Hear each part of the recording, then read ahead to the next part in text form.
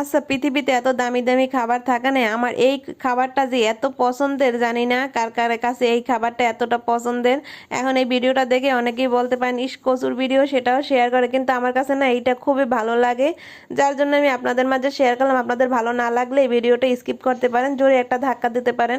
তারপর আমি এগুলো সুন্দর করে কেটে ভালো করে ধুয়ে নিয়েছি। আমি কিন্তু খুন্তি দিয়ে ধুয়েছি যাতে আমার হাত না চুলকায়। তারপর চুলায় একটা পাতিলে খুব পানি বসিয়ে একটু লবণ দিয়ে এই কচুগুলো একটু হালকা ভাপ দিয়ে নিয়েছি যাতে গলা না শুকিয়ে। এই কচুটা না গলা চুলকায় না। আচ্ছা, এই কচুটার নাম কি আপনারা কি কেউ জানেন? আমি না তেমন কচুর নাম জানি না।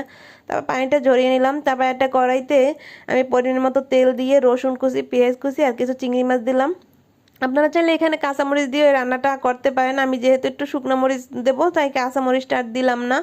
এটা একটু ভাজা ভাজা হয়ে গেলে একটু ঝোল দিয়ে তারপর যত শুকনো মশলা আছে আপনারা সব ধরনের মশলাই এটা ব্যবহার করতে পারেন। আমার কাছে মাছ মাংস যাই থাকুক না কেন, কিন্তু শুধু এই একটা খাবার যদি আমার থাকে টেবিলে, তাহলে আমি বেছে এই খাবারটাই নেব।